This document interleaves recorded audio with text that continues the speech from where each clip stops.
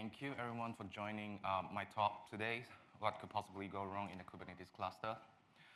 It's amazing. Can see the crowd, especially after tea break. This is quite a surprise. But before everything, it's not up. Okay, it works.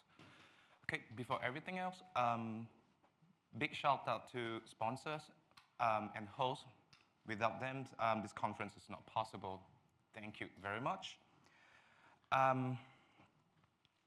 Yeah, so I'm a security consultant at Secure. I'm from Singapore. It's my first time flying over to New Zealand. Very cold, to be honest. I'm not used to it. I have my down jacket all day, every day. Yeah, but people are friendly, get to talk to a few people. It's very nice, very friendly. Yeah, and also another shout out to Sven. I'm not sure whether you know about Sven, a co-author for OAuth's mobile security testing guide. He introduced me to Kubernetes. I have been having a lot of fun ever since then. Build stuff, build my own lab, conduct training, workshop for other conferences as well. It is really interesting. If you want to know more about me, I'm a book lover. I like to read, and also I like to collect books, comics, or anime. Yep, and self-learner. I like to learn things myself, especially doing hands-on stuff. I think that's the best way to learn. Yeah, and this is my LinkedIn, if you're interested to have a chat. Okay, so this is today's agenda. There's nothing extremely technical in today's topic. Just easygoing, have fun, and then you learn something out of today's presentation. So first, we have a very quick introduction to Kubernetes, just a very short one, I promise. Then we get to know the components within Kubernetes cluster. Of course, right, if you want to know what possibly go wrong, you need to know what components does in the cluster. Okay, so Kubernetes. It means helmsman, or in Greek, I don't know how to pronounce, I'm sorry. So I'll just stick to Kubernetes. So basically, helmsman means one who steers ship or a boat. It's kind of like a containers orchestrator, isn't it? Kubernetes in charge of everything, manage a pod cycles from the moment the pod is being created until the pod is being terminated, everything at all time. So basically, Kubernetes, you can think it like an ecosystem. You can find everything inside: networking, network segregations, RBAC. Basically, all the things that you can find in traditional development environments, you can find in Kubernetes. All right? Oh, by the way, short origin about Kubernetes. It was developed by Google, and at the end, they open source it and becomes today's Kubernetes. Nothing else, because you don't ask me, I don't know much about the history as well. Yep, so I created this very simple diagram, essentially a cluster with two important components. One is management plane, and another one is worker plane. So management plane, you can think of it as a management platform that basically control the entire cluster. Without management plane, a cluster would not be functioning. And I want you to focus on this guy, API server. If you pay attention, you will be able to see there are a lot of arrows pointing towards API server. That means it is at the center of everything. It handles all the requests, basically receive requests from one party and then relay the message to another party. By the way, if you're not aware of this, everything in cluster communicates via REST API. Okay? So you can think API server like a postman. They relay message. Next, etcd. Etcd is a database. It gets us a storage. It's not really a Kubernetes thing. You can find it on other platforms as well. It's just that it works fine in Kubernetes, and that's why that's being used by default. It stores data, of course. but not the everyday kind of data like your transaction record, customer information. Nope. It's stored a more important data. That's the state of Kubernetes. So whenever you create things like you create a pod, you create a resource, you modify things, the state will change. And everything will be stored inside etcd. This is critical. If one day this thing got stolen, missing, or even like just a minor change in the state, your entire cluster will be broken. Okay? For scheduler, control manager, out of today's topic, they are important as well. Basically, they control how a pod is being created, where is it being created based on certain conditions. The next thing that I want you to focus on is kubelet. So if you pay attention again, you can see a lot of arrows is pointing towards kubelet, like API server. However, something is different here. Kubelet is placed inside a worker node. Okay?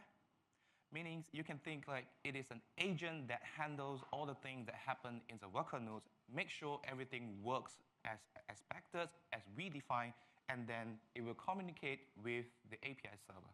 So you can think it as a linkage between a worker node and the management plane. And now, showtime. So there are a lot of things that we can talk about, a lot of things that can go wrong in a cluster because a cluster is just too huge. There are a lot of components to cover. But today, I only picked 3 main areas that we can talk about: networking, RBAC, and pod security. Okay, so let's start from networking. So first point, like I say, everything communicates via REST API. If you don't believe me, if you're in a cluster, you can just send out a C command with the REST API. It should work, of course, with the token, because without token, you will not be able to talk to anybody. Second, this is a very important characteristic of networking in a cluster. It's a flat network. I believe a lot of people should know by now. Imagine you have a cluster with multiple nodes, and each node carry different sets of ports. If you don't believe me, port A in node A will be able to talk to port B in node B without any issue, even though they are in a different subnet, different IP ranges. This is not an issue. They can talk to each other by default. And what's even worse, pod can directly talk to nodes and even to the party outside of the cluster. Okay? And last point, no transport level encryption by default. So everything is in plain text. Of course, we need to do some configuration in order to secure it, isn't it? Okay, so when we talk about networking, right, we talk about possible entry points from the outside. If you look at this, we only focus on API server and kubelet. However, there's another entry point that I'm not mentioning, which is your workload, which is your web applications, your web services.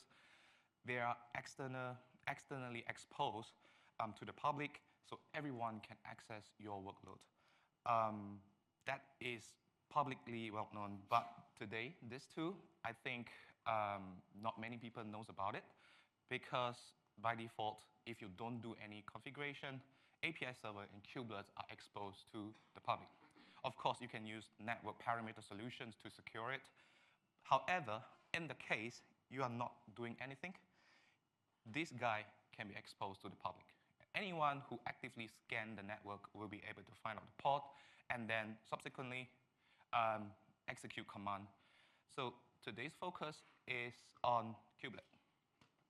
Because the reason why I skip API server is that you need to be authorized in order to talk to the API server. You need to have certificate or you need to have token. If not, you are not able to talk to anybody. So for kubelet, there's a slim chance you still can do unauthorized access. But nowadays, the chances is getting slimmer because of the way a cluster is being set up. There are different ways to set up cluster, and some of the ways that we can use by default have already enforced the authorizations. But in the case, if you somehow find out a kubelet is exposed on the internet, and then you execute a command, REST API with this endpoint, exec and port. One of the things the attacker can do is to list down the ports that are available in your cluster. And when we talk about ports, we talk about privileged ports. By privilege, I mean a port that has many privilege or high privilege, which can be used to do things, for example, container breakout, port breakout, etc. So at first, attacker can find out which privileged port that he can utilize. And second, he has a choice. First, he can RCE to the port, remote command execution.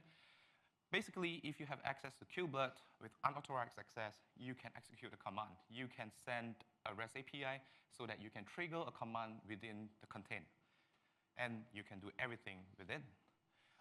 If not, if you don't want to, you can also enumerate service account token. Of course, here we are talking about privilege, service account token.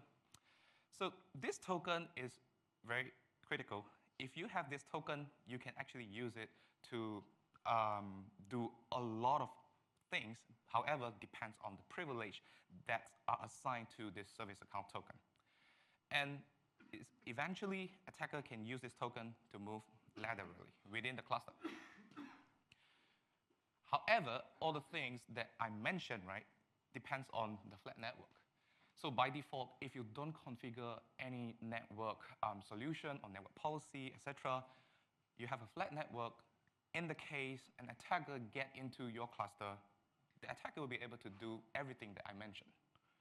Okay, so this is a cluster. You have two very simple nodes. One is for staging, one is for production. You have exactly the same ports that are running within these two nodes, front end, back end, and database. And by design, front end shouldn't be able to talk to database. Only back end can talk to database port. Okay. However, this is not what you think in reality. Front end can directly talk to database without any issue. And what's even worse, we can cross the node by just firing some commands or some REST API. Front end port can directly talk to database port. Okay, so like I mentioned just now, there is a network solution, network policy, something that we can use to secure your network. Okay, so when it comes to network policy, it is pretty much the same as any other cluster resources. You can use YAML manifest to define the network policy that you want to configure. Basically, two important types of policies, ingress and egress. For ingress, you specify the target port or target a group of target ports that you want to protect, and then control the network traffic that can reach the target. For egress is the outgoing traffic from the target port. So when we talk about access control, we need to enforce with certain conditions, right? So here are the conditions. IP addresses, namespace, labels. By the way, sorry, I never explained what namespace is. So basically, namespace, you can think it as a logical boundary that categorizes a group of ports based on our liking. There's no formal way of doing namespaces. And label is essentially do a labeling on ports or any resources in cluster so that it's easier for us to manage, or it can be used for security solutions. For example, network policy.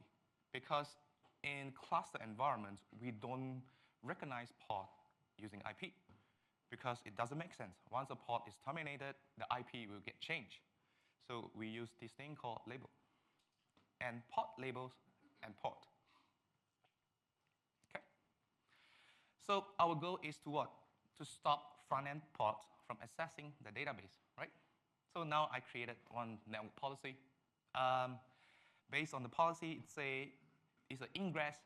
We want to allow only port that comes with this label, app backend. It should be secure, right? Now, so that means only the back-end labeled pod is able to access database. However, this is not the case. Sorry. Nope, because if you pay attention again, this is only using pod selector and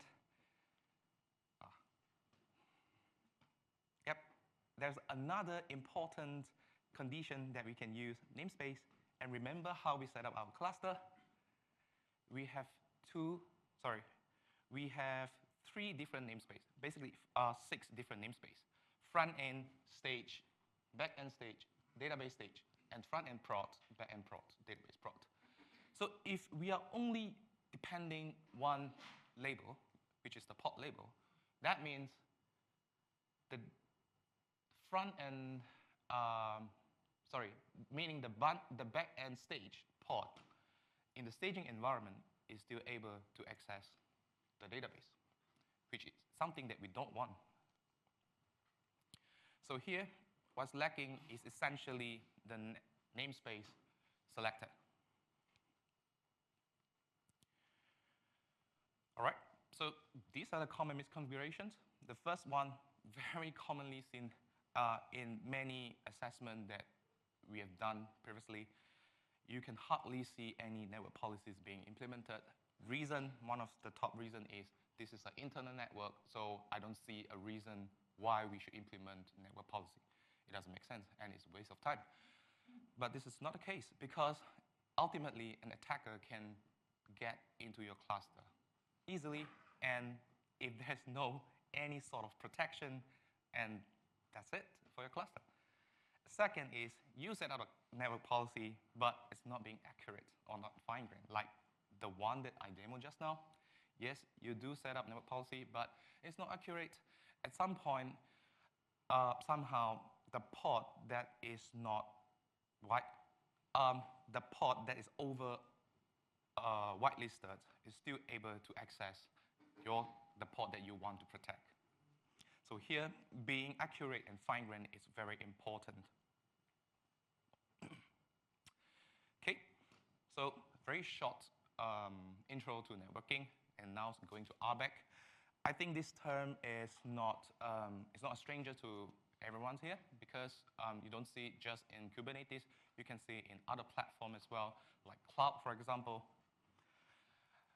Compared to networking, RBAC is relatively simpler, I would say, because you only need to know these 3 points. One is principal. You can think it as a subject. Another one is role, cluster role, which is essentially verb plus object. And the last one is things called role binding, cluster role binding. That's the bridge to link up the subject and the verb plus object. Okay, so here, principal. There are 3 types of principal, or 3 subjects. One is called service account. Service account, you can think it like a service principal in Azure or in AWS. Basically, it's an account used by your service, by your workload, and in this case, it's your pod. And second one is user group, user group, like the user like myself and you guys. So anybody can become a user of a Kubernetes cluster. And the third type is external user. So for this one, you can think it like you host a cluster in AWS and you authenticate through a IAM role. And after that, you map that user to one of the cluster roles. So this one, we call it an external user. Basically, you have an external authentication and subsequently map it to your cluster.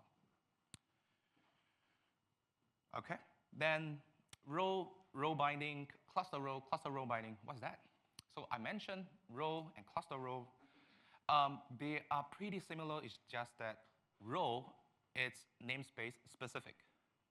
You can only do certain action on certain object within a logical boundary. For cluster role, it's not the case. It's applicable to cluster-wide. You can do certain actions on certain objects cluster-wide. Yeah. So this is how you can define your cluster role, your role, and how you can link up. So basically, here is just an example. I create a role that allows the user or the service account to get to list secrets. Secrets is essentially some sensitive information that is being stored in cluster. And then I use cluster role binding to bind that role to service account. So this is how it's being done. And you can also bind it to a group of users instead of a single user. It's similar. It's just you need to change the kind, which is from user to group. Okay. So here, common misconfigurations. In assessment, again, the usage of wildcard is very common here. The reason why, because wildcard is very convenient, right? Because I don't want to think so much. I just need to put an asterisk. Then, yeah, everything will work. So this is the mindset of most of the administrators that we have seen in assessment of our clients. So they are saying if we use a wildcard, it wouldn't be that bad because ultimately it just update, create, delete. So long as the object is not a sensitive object like secret, that is good enough. But that is not always the case because the attack vector is ever improving. So you never know in one day which verb or which object can be used to compromise your cluster. So wildcard is never recommended. And second, so here the asterisk, you can use it in verb or you can use it in resources. You can use it in everything. If you are a cluster admin, you should be able to see resources has this asterisk sign and verb has an asterisk sign. You can do everything in the cluster. Second, overly provisioned group. So this one is a bit different from the usage of wildcard. Now you are kind of precise in terms of the resources and the verb that you want to assign to. But you overly assign it to a group of users. For example, you have service account. So service account is very special. It exists with a purpose because service account is meant to manage a pod. If now we provisioned that role or cluster role to a group of service account, that means that group of service account will be able to do the same thing. And not all the service account need the same permission. It really depends on the purpose of the pod and also the function within your workload. So before we assign role, cluster role, think twice, think of what is needed before we assign to the user. Don't be lazy, I would say, because this is very crucial.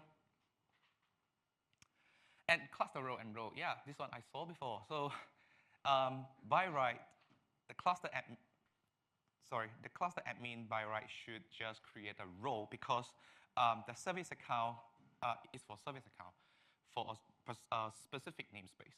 However, he created a cluster role and then assigned a cluster role to that service account. I was like, shouldn't you just create a role and then you attach to the service account? So why do you use cluster role? Say, oh yeah, cluster role. In the future, if I want to use, I can use it. I don't need to redo the work. Again, for convenience sake. Admins sometimes they think too much. They think like, yeah, in the future I can reuse things. But this is what causes the security. Okay? Or sometimes people are just confused because they are not sure what cluster role can do and what role can do. And this is possible. And I mentioned in assessments, we find out overly provisioned principle or roles. And these are the tools that we use to identify high-risk permissions or principle. It's open source, totally open source. You can download it and give it a try if you have a cluster. Yeah, and I attach a screenshot. Basically, just some output that you can reference.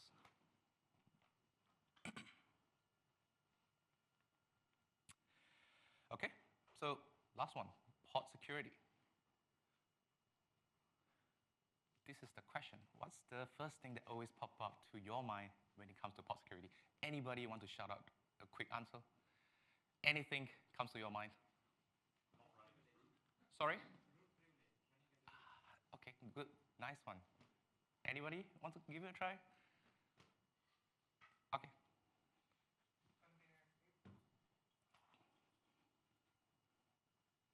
Yes, ignore the rest. Just focus on the breakout and container. Yes, container breakouts. Almost 99% of the time I talk to people, hey, pod security, oh yes, container breakout. So if you don't take care of your pod security, there is a container breakout. It's not wrong, it's true. But the first thing that comes to our mind is what causes container breakout? Okay, so for container, essentially it's just a process running in isolation on a host. So we talk about node, essentially it's just a server, and container is just one of the process. And this process consists of certain level of privileges or kernel resources that's sharing with the host operating system. So here by kernel resources, I mean namespaces, C groups, change root, Linux capabilities, and file system.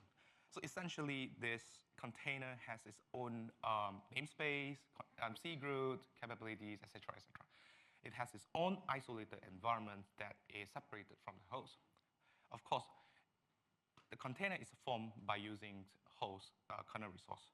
That's why it's called sharing. But at some point, it's isolated. And again, we know Kubernetes is an orchestrator. You can think of it as a wrapper. It wraps out everything nicely and then present it to you by just using kubectl that command. You can talk to all the components inside the cluster easily. You don't need to worry about those low-level stuff, configurations. You just need to know the security context. Security context is essentially the keywords, key value pair. I give you some example here, allow privilege escalations. So this one is, put it in the simpler terms, it allows a pod to gain higher privilege after it's running. Privilege, if this one is set as true, then this pod by default will comes with much privilege, Linux capability essentially. Then read-only file system, and we know that in order to create container, we need to mount the container to the host file system.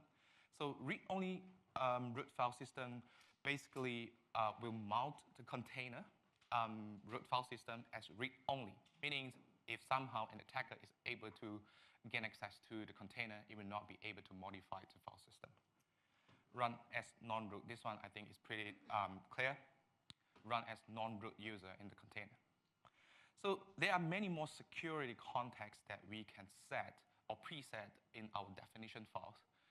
However, this is very tedious because a lot of times your workloads might need certain privilege, certain permission in order to run, but that will probably cause some security issue. So it's definitely not an easy task to set a security context and really need times and effort to come up with a very well done security context. Okay, so some of the techniques of the breakup, privilege pod. This is the most common one that we've seen. Sometimes admin or developer, they just want to, get the job done easily. They just set a privilege, don't care anything, make sure the workload is running, and that's all. So with that, we as a tester, once we find out the privilege pod, we can easily use other techniques to break out of the container using the Linux capabilities that has been assigned to the container. Of course, kernel exploit, this one not so much. It really depends whether there is a publicly known exploit or outdated kernel versions, or sometimes 0 day, but this is really not common. And last one, host volume mount. Yeah, like I say, container, you want to run your workloads, and sometimes you want to store data. And that is the reason why you need to mount to the host file system so that you can do a file sharing. But sometimes it could be careless mistake, or it could be just for convenience sake, they just mount it to slash, or if not, slash root. And this is a big issue because, remember this one? Yep, use cd. Basically, you can travel to, you can basically change directory to the host directory and then change root jail.